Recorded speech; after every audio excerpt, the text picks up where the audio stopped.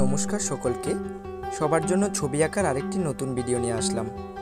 আজকের ছবি আঁকার বিষয় হলো মাছ ধরার দৃশ্য আঁকা। প্রথমে আমি একটা মানুষের মুখ এঁকে নিচ্ছি। যেহেতু মাছ ধরার ছবি আঁকা, সেখানে মানুষ না দিলে কিভাবে হয় বলুন। মানুষের মুখটা আঁকার পর আমি মানুষের শরীরটা দিয়ে দেব। যেহেতু মানুষটাকে আমি বসিয়ে আঁকার চেষ্টা করছি, তার জন্য তার পিঠের দিকটা আগে করে নিলাম, তারপর তার হাতটা এঁকে নিচ্ছি। তোমরা তোমাদের মতো করে মানুষ দিতে পারো বা আরও কয়েকটা মানুষ অ্যাডও করতে পারো।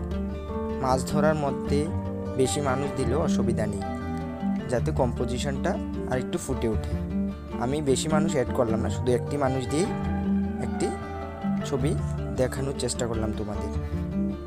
মানুষের হাতটা আঁকার পর আমি মানুষের ড্রেসটা এঁকে ফেলছি। ড্রেসটাকে তোমরা তোমাদের মতো করে দিতে পারো।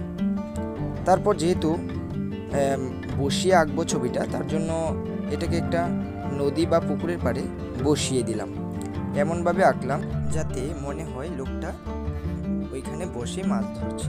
তারপর চলে যাব নিচের দিকে।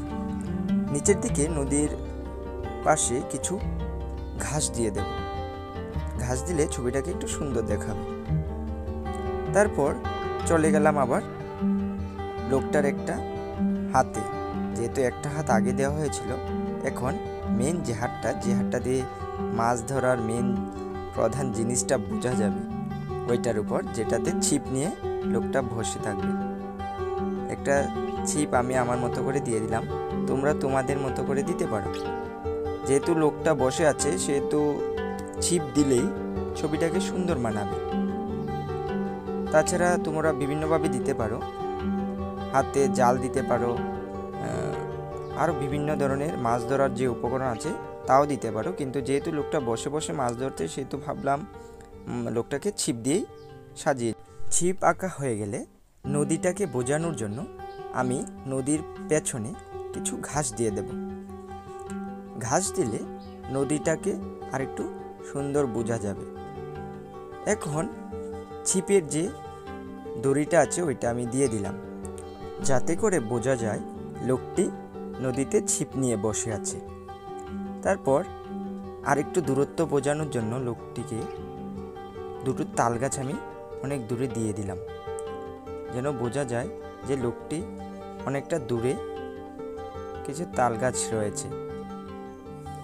নদীটাকে সুন্দর করে বোঝানোর জন্য আবারও একবার আউটলাইন টেনে নিলাম। তারপর লোকটির মাথার চুলগুলোকে বোঝানোর জন্য একইভাবে আউটলাইন টেনে নিলাম। এখন পালা চোখ দেওয়ার। চোখ দিলেই ছবিটি ফুটে উঠবে। তো ছবিটি তোমাদের কেমন লাগলো অবশ্যই তোমরা কমেন্টের মাধ্যমে জানাবে, এবং ভিডিওটি ভালো লেগে থাকলে বন্ধুদের মধ্যে শেয়ার করবে এবং চ্যানেলটিকে সাবস্ক্রাইব করে আমার পাশে থাকবে। ধন্যবাদ।